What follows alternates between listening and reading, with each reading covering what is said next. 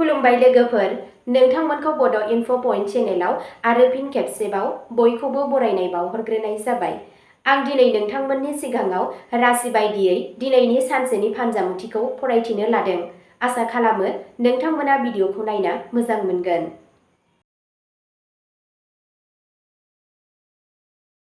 दिनै 3 डिसेम्बर 2025 मायथाइ एबा 16 आघोन दान 1432 मायथाइ बुधबार। गिबियावनो दङ मेष राशि।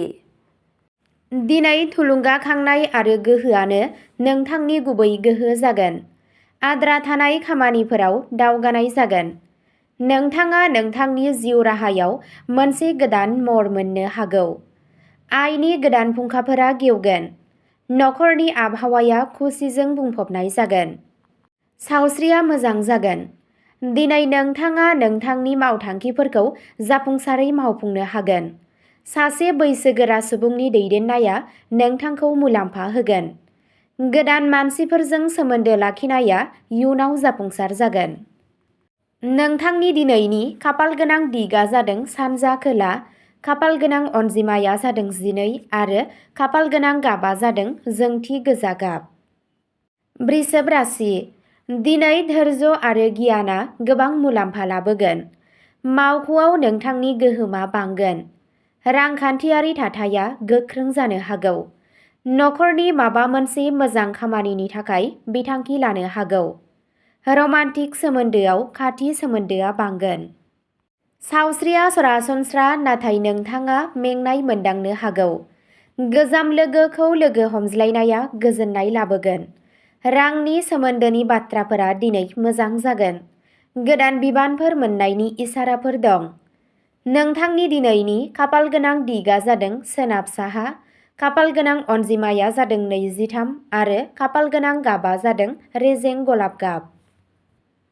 मिथुन राशि। दिनै नोंथांनि सोरजिलु सानस्रिया सोमोनांथाव फिथाइ दिन्थिगोन। गोदान सानस्रिफोरा नोंथांखौ जाफुंसार होगोन। दावबायनाया मुलाम्फा जागोन। रांखान्थियारि मुलाम्फा आरो गोदान खामायनायनि मिजिं दं। सावस्रिया मोजां थागोन। नोंथांनि सोदोब आरो बोसोनफोरजों सुबुंफोरा गोहोम गोग्लैगोन। जायखिजाया गोनां खामानिखौ जागायनो थाखाय साना गाहाम। नखराव गोरोबलायनाय थागोन। नोंथांनि गावजों गाव फोथायनाया बांगोन। नोंथांनि दिनैनि खाफालगोनां दिगआ जादों साहा, खाफालगोनां अनजिमाया जादों 17 आरो खाफालगोनां गाबा जादों रोजा अख्रां गोथां गाब। कर्क राशि। दिनै गोसोआरि गोजोना बांगोन आरो नोंथाङा गावनि नखरजों मोजां सम मोनगोन। नोंथांनि जिउ राहायाव दिदोमथिया जौगागोन। रांखान्थियारि थासारिया गोख्रों जागोन। माखासे आद्रा थालांनाय हाबाफोरनि मोनसे राहा मोननो हागौ। गोजाम सानायफोरनिफ्राय गोजोननाय मोनगोन। गोसोनि आबेगजों बोहैनायनिफ्राय गोजानाव था। सोरबा बाहागिनिफ्राय मोजां खौरां फैनो हागौ। नोंथांनि खस्थ'आ लासै लासै फिथाइ होगोन। नोंथांनि दिनैनि खाफालगोनां दिगआ जादों खोला, खाफालगोनां अनजिमाया जादों 8 आरो खाफालगोनां गाबा जादों गुफुर गाब। सिंह राशि। दिनै नोंथांनि गोहोमा बांगोन आरो सुबुंफोरा नोंथांनि सोदोबफोरखौ बेसेन होगोन। नोंथांनि जिउ राहायाव जौगागोन। रांखावरि मुलाम्फा जानायनि जाथावना दं। मोजां मोनलायनायनि सोमोन्दोआ गोख्रों जागोन। सावस्रिया मोजां थागोन। माबा मोनसे गोजाम खामानियाव जाफुंसार जानाया नोंथांनि गोसोखौ बांहोगोन। नोंथांनि दैदेननाय रोंग'थिया दिनै रोखा जागोन। नोंथांनि समाजारि मान सन्मानाबो बांगोन। नोंथांनि दिनैनि खाफालगोनां दिगआ जादों सानजा, खाफालगोनां अनजिमाया जादों 11 आरो खाफालगोनां गाबा जादों गोजों गोमो गाब। कन्या राशि। दिनै नोंथांनि खामानिनि बजाया बांगोन, नाथाय नोंथाङा गासैखौबो गोरलैयैनो सामलायगोन। रांखान्थियारि मुलाम्फानि गोख्रों मिजिं दं। लोगोफोरा नोंथांखौ आबुङै हेफाजाब होगोन। सावस्रिया मोजां जागोन। नोंथाङा माखासे गोनां डकुमेन्टनिफ्राय मुलाम्फा जानो हागौ। नखराव गोजोन थागोन। दिनै नोंथांनि बिथांखिफोरा गोख्रैथि मोनगोन। दावबायनाया नोंथांनि थाखाय मुलाम्फा गोनां जानो हागौ। नोंथांनि दिनैनि खाफालगोनां दिगआ जादों सा सोनाब, खाफाल गोनां अनजिमाया जादों 6 आरो खाफाल गोनां गाबा जादों रेजें गोमो गाब। तुला राशि। दिनै नोंथांनि जिउआव समानथि थागोन। अननाय आरो नखर मोन्नैयावबो गोरोबलायनाय थागोन। रांखावरि मुलाम्फा जानायनि जाथावना दं। आद्रा थानाय खामानिफोरा आबुं जागोन। सावस्रिया मोजां थागोन। दिनै नोंथांनि गोसो बोनो हानाय आखुखौ नुनानै सुबुंफोरा गोहोम गोग्लैगोन।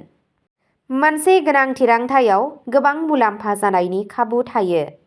फालांगिरिफोरनि थाखाय साना मुलाम्फा गोनां। नोंथांनि दिनैनि खाफाल गोनां दिगआ जादों खोला सानजा। खाफाल गोनां अनजिमाया जादों 9 आरो खाफाल गोनां गाबा जादों रेजें गोजा गाब। वृश्चिक राशि।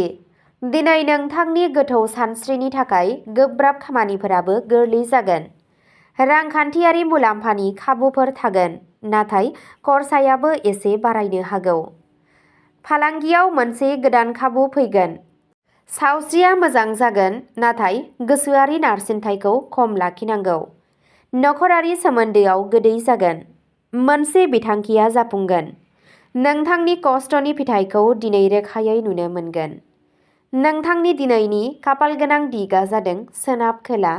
खाफाल गोनां अनजिमाया जादों 25 आरो खाफाल गोनां गाबा जादों फान्थाव आरो गोजा गाब। धनु राशि। दिनै खाफालआ गोख्रों जागोन। नोंथाङा नोंथांनि जिउ राहायाव गोदान जाफुंसारनाय मोनगोन।